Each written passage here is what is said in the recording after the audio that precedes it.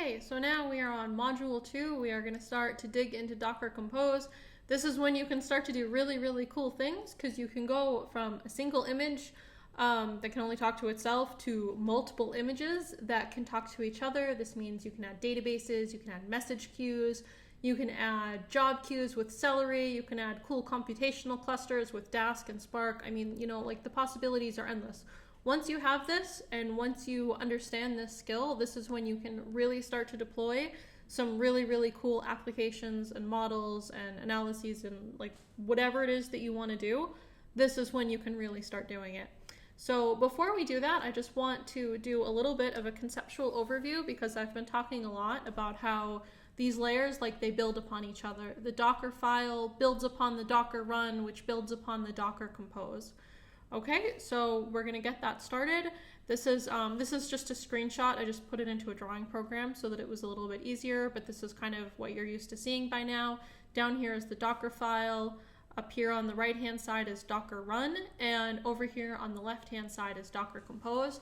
Don't worry if you don't understand anything about the Docker Compose. We're gonna get more into that later. Just right now what we're doing is we're just trying to show the similarities in the different layers. So first of all, what we have is this runtime command here. So this here was our runtime command, right? That was kind of a terrible line. Okay, this is our runtime command here, and it's specified with CMD. This one is by far the most confusing because the syntax is different everywhere. In the Dockerfile, it's CMD. When you just run it directly from the command line, it's just Docker run, and then you have the parameters for Docker run, you have the name of your image, and then you have the actual command that you want to run. So this could just be bash if you wanted to do an interactive shell. In this case, what we want to do is we want to actually start up our Flask application, and so then that is what we do here. Okay, so then this is this here is this is the CMD. Okay, and this is why I prefer to type over writing. But here we go. Okay, so this is the CMD from the Dockerfile. And then additionally, when you have Docker Compose, you can also set it in here as this command. So then it's this one.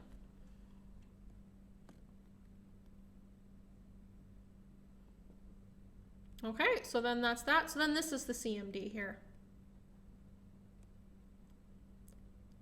All right, and as you can see, these are all the same thing. I mean, here I have it as bin bash, and here I have it as bash. But it's the same thing. Everywhere we're starting up the Flask application, and it's the same thing everywhere. It's still always, this is the runtime command that we're starting. It's just that we could set it in a few different places depending on exactly how we want our application organized. So now that we have that, let's look at setting the environmental variables. So I have them, I'll do that in a different color. Okay, we'll do that in a nice purple color. Okay, so then this is how I set the environmental variable in Docker run. Okay, and then this is how I set it in the Dockerfile, just like you've seen before. All right, and then the order of precedence is always Docker run or Docker Compose is going to override the Dockerfile. So this would be like 0 in terms of order of precedence, and then this would be 1, and this would be 1, with 1 being the higher priority. So if you set this as env hello world, and then you set this as env hello goodbye or hello cruel world, or like, I don't know, whatever you want to do, this one would override this one, and the Docker Compose would also override. So Docker run overrides the Dockerfile, and Docker Compose also overrides the Dockerfile. So you can see it's set here is env, here is -e. So this is -e, but -e is short for -- environment, which you can see right here in the compose file. So we set this as -e in Docker run or env in the Dockerfile. All right, and now once we have that, then we can also see, I'll just change my color quick again.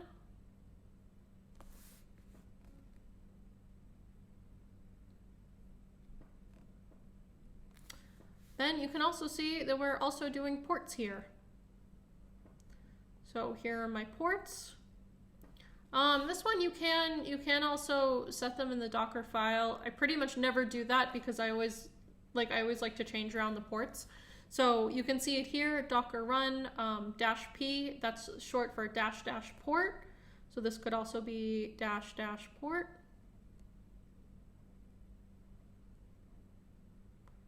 Okay, and then you can see, or maybe ports, actually, I'll have to check on that. I don't know if it's -- port or -- ports, because I always just use the -p.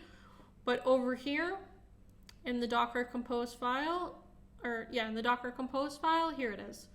So you can see it's right there. It's exactly the same. Docker run, Docker compose. Docker compose is really just a way of creating a configuration file that has all of your Docker run parameters. And then some of the parameters are also shared between the Dockerfile and the Docker run as well, especially things like environmental variables.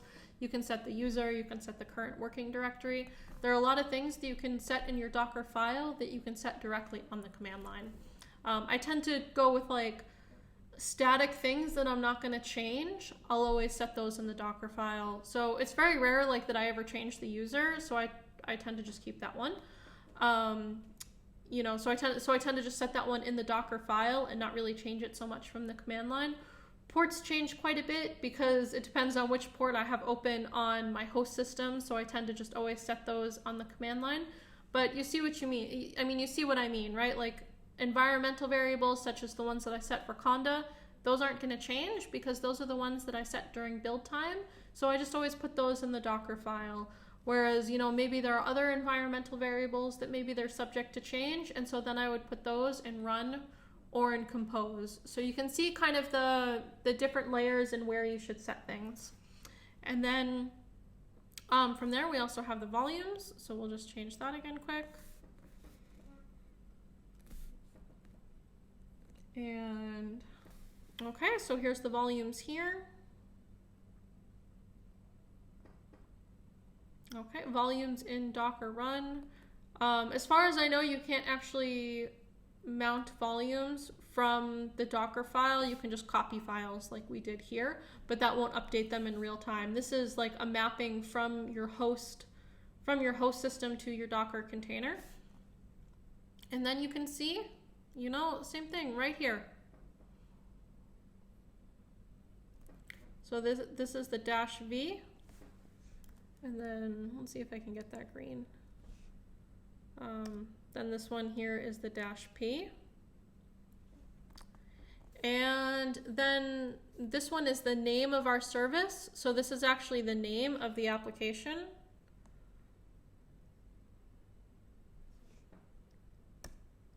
Okay, so this is the name of the app.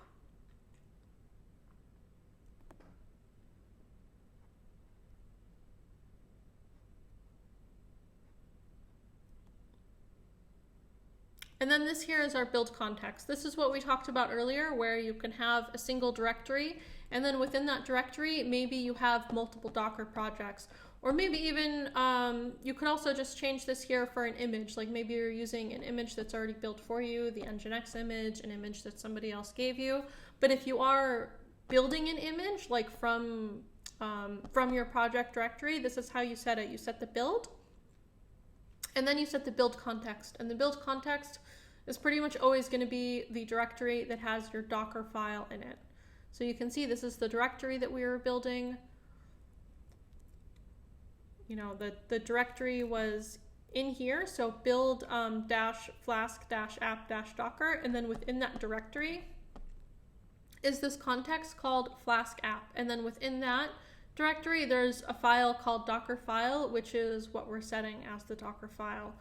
So that's it for this lesson. I hope you can see that that all of these things that they do build, that they are going to continue to build, that parameters that you set in one place, you can set in another place depending on exactly how you're using them.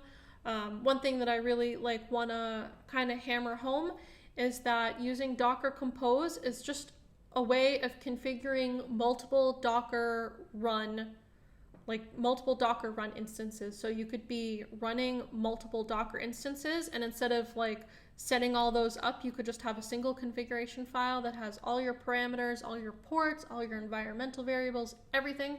It's all in one place, and then it's very, very easy. Like, it's very easy to see, and it's very easy to read. It's very easy if you ever have to hand it off to somebody else too. They can just look at it and just be like, oh, look, here it is. Here are the different, here are all the different parameters that I need. Here's where the different applications are.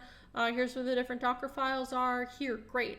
I really like configuration files. I don't know if you figured this out already, but I really, really like configuration files. I think they're great. Yeah, so that's it for this lesson. Now we are going to start to really dive into Docker Compose and see what kind of cool stuff we can build. So I will see you in the next lesson.